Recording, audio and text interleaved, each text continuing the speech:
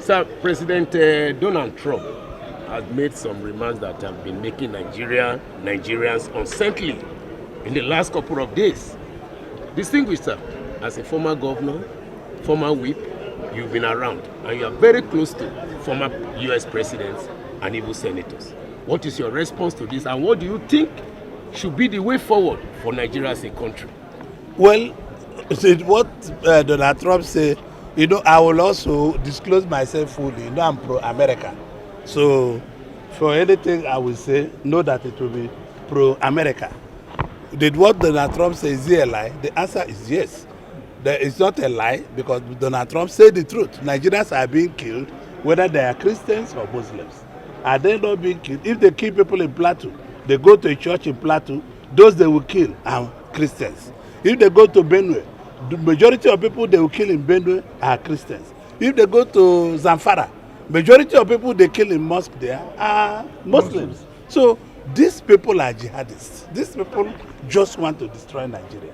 So we should call a black name on them without any pity. They will be smoked out. Let me also tell you, the American president cannot talk anyhow. In my own little way, I have spoken to two former presidents, one Republican and one Democrat, and they all agree that they will help. I've spoken to about 6 senators, sitting senators in the U.S. Congress. So they've all said, we will help you people.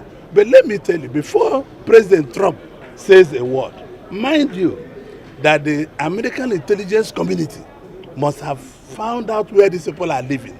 All these ones we are talking is rhetoric. And you can see Nigerian Air Force, possibly the information that have been given to them by the U.S. authorities and say they are there. And you see Nigerian Air Force in the last 3 days bombing the homes of these people. And that is what it should be. We should not pity anybody who is a terrorist. We should not.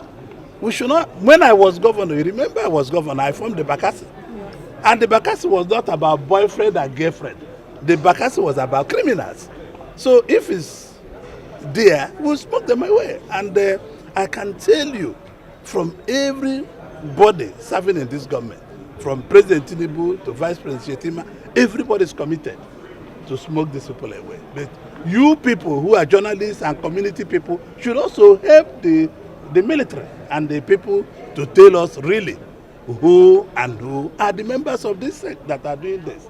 No person it's also the same Americans that caused the problem.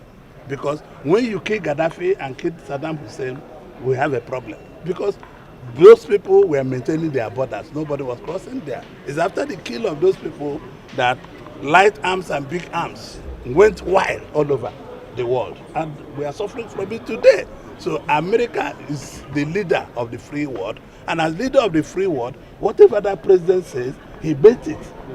And we are working diplomatically to make sure that we put our house in order. It will be solved diplomatically because President, in fact, the report they are using to assess this situation was not when President Tinubu was president. It was another president on seat, and that is the truth. So I do not see any reason. Nigerians are clapping hard. Our political opponents are thinking they are going to punish government. No, they are going to go after the jihadists.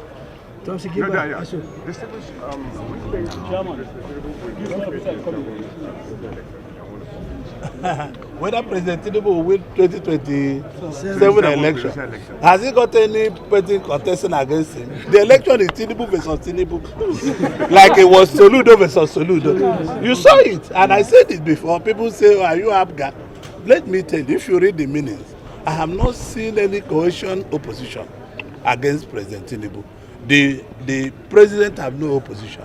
We have our party is fully on ground. Our party is fully with the people. Our party is fully justified with people. So we have people on ground. Nobody can say that we don't have the people on ground. But we will continue. Let me be honest with you. We will continue doing things we can do to help the Nigerian public.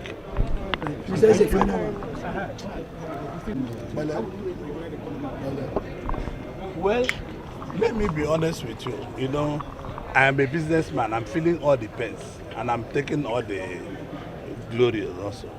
You will find out that the economy is growing.